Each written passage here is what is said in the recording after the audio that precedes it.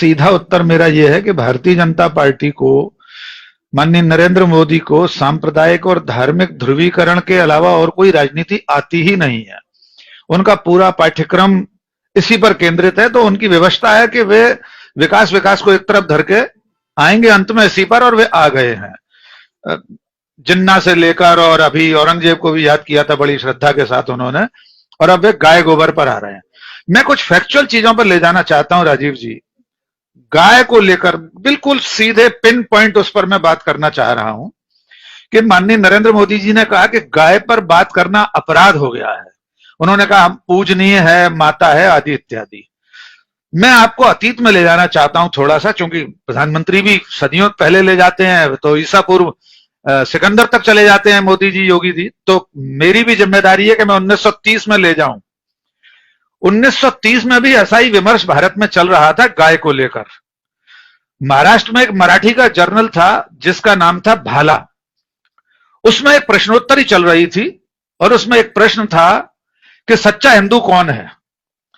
उत्तर आया कि जो गाय का पूजन करता है वो सच्चा हिंदू है। विनायक दामोदर सावरकर ने जब ये सारे प्रश्नोत्तर पढ़े तो उन्होंने एक निबंध लिखा।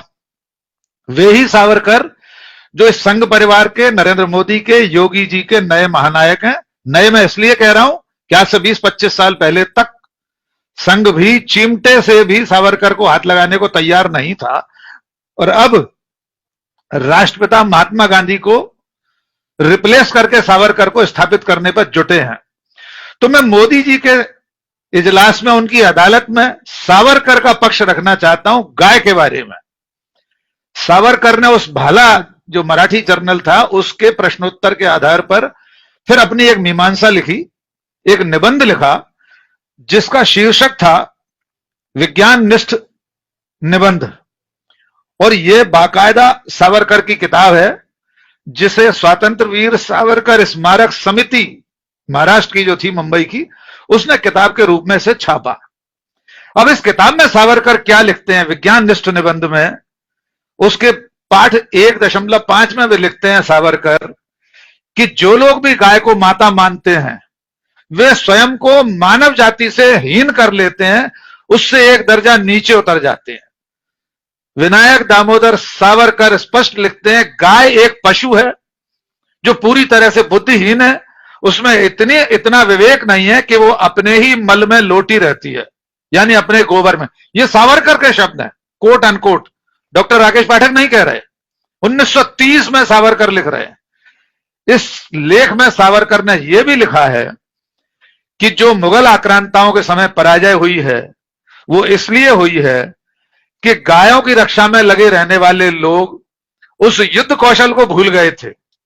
बहुत लंबा लेख है और उन्होंने बहुत खिल्ली उड़ाई है, यहां तक कि उसमें ब्राह्मणों को भी कोसा है सावरकर ने कि ये जो जब देश को बचाने की जरूरत थी तब उन्होंने कहा है कि देश को बचाने की जरूरत के समय, किसी दुर्ग की रक्षा के समय, किसी किले की रक्षा के समय अगर गाय का बलिदान देना अनिवार्य हो, जरूरी हो, तो दे देना चाहिए। सेना के पास अगर खाने के लिए कुछ ना हो तो गाय को मारकर खाया जा सकता है, यह लिखा है। सावरकर के उस आलेख का शीर्षक है मराठी में गौपालन हवे गौ पूजन नभे, यानी गाय का पालन करना चाहिए, उसके पालन पोषण में कोई बुराई नहीं है क्योंकि वो एक उपयोगी पशु है, लेकिन पूजन नभे, उसका पूजन करना नहीं चाहिए, ये सावरकर कह रहे हैं। तो माननीय नरेंद्र मोदी जी एक बार ये कह दें कि सावरकर गलत थे गौ पूजन को लेकर, और अगर अब भी इस देश में बहुत सारे लोग गाय को माता नहीं मानते, उसका पूजन नहीं करना चाहते, तो इसमें अपराध नहीं है जो नरेंद्र मोदी जी कह रहे हैं। एक बात। अब मैं दूसरे विषय पर आता हूं। उन्होंने कहा कि डेयरी सेक्टर पर ध्यान देने की जरूरत है इस समय। तो माननीय नरेंद्र मोदी जी का इतिहास बोध और इतिहास ज्ञान हम सब जानते ही हैं। वे गोवा में पुर्तगालियों की मौजूदगी के समय पूरे देश को मुगलों से शासित बता देते हैं, जबकि मुगल 26 साल बाद आए थे। 1510 में पुर्तगाली गोवा में आ गए थे, 16 साल बाद उसके 1526 में मुगल भारत आए। खैर, तो उन्हें यह भी बताना जरूरी है कि जिस डेयरी सेक्टर की चिंता आज वे कर रहे हैं, इसकी चिंता भारत में बहुत पहले कर ली गई थी। 13 जनवरी 1970 को ऑपरेशन फ्लड शुरू हुआ था। जिसे हम दुग्ध क्रांति और श्वेत क्रांति के रूप में जानते हैं। वर्गीज कुरियन का नाम भी जानते होंगे नरेंद्र मोदी जी। और ये ऑपरेशन फ्लड 1970 की 13 जनवरी को शुरू होकर 1996 में खत्म हो चुका है। और उसी ऑपरेशन फ्लड का परिणाम है कि भारत दुनिया का सिरमौर है दुग्ध उत्पादन में, और भगवान की कृपा से माननीय नरेंद्र मोदी जी का उसमें कोई योगदान नहीं है। ये उनके प्रादुर्भाव से बहुत पहले 1970 में शुरू हो चुका था। तीसरी बात, अमलेंदु जी ने भी कहा और अभी हमारे उत्तराखंड के साहब ने भी कहा कि जो गौ मांस के व्यापारी हैं, कारोबारी हैं, उनके बारे में भी मालूम होना चाहिए नरेंद्र मोदी जी को कि देश इनके ही कार्यकाल में, अभी आंकड़ा भी दिया दिनेश जी ने और अमलेंदु जी ने, कि 2014 के बाद से अब तक भारत गौमांस के सबसे बड़े निर्यातकों में पहले और दूसरे नंबर पर पहुंच चुका है। दिनेश जी ने संकेतों में कहा, मैं बिल्कुल स्पष्ट कहना चाहता हूं कि भारत के सबसे बड़े गौमांस के व्यापारी मुसलमान नहीं हैं, सबसे बड़े गौमांस के व्यापारी हिंदू हैं। उन्होंने अपने स्लॉटर हाउस गौमांस के कारखानों के कत्ल खानों के नाम उर्दू नाम रखे हुए हैं, अल कबीर अल दुआ। उनके मालिक कोई जायसवाल है, कोई बंसल है, कोई गोयल है ना, आप नाम आप पता कर लीजिए वेबसाइट पर, आप सिर्फ इतना लिख दीजिए गौमांस के कत्ल खाने किन के हैं, पूरी लिस्ट आ जाएगी। देश के सबसे बड़े 20 गौमांस निर्यातक हिंदू हैं।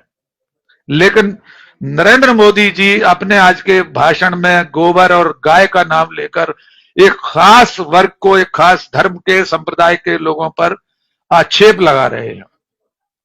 तीसरी और अंतिम बात गौमांस और गोबर को लेकर, इसकी बात भी शायद किसी ने कही, भारतीय जनता पार्टी के पूर्वोत्तर के राज्यों के चुनाव के घोषणा पत्र पढ़ लीजिए। उन घोषणा पत्रों में लिखा है कि गौमांस ज्यादा से ज्यादा और सस्ती दरों पर उपलब्ध कराएंगे।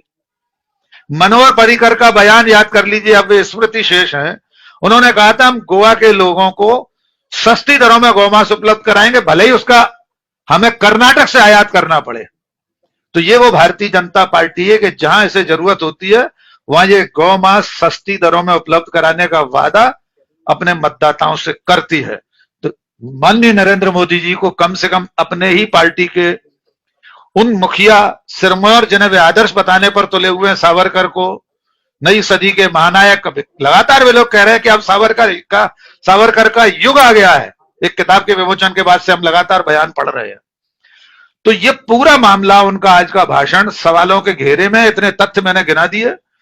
इसके पीछे राजनीति और रणनीति सिर्फ इतनी है कि इसके जरिए वो जो हिंदू सेंटीमेंट है, हिंदू जो वोटर है, उसके दिमाग को एक बार फिर से उसको हरियाने की कोशिश है, उसको हरा भरा करके उसके वोटों को मशीनों तक लाने की पहलकदमी है सिर्फ, राजीव जी। अभी इस पर इतना ही। जी, पहलकदमी है। और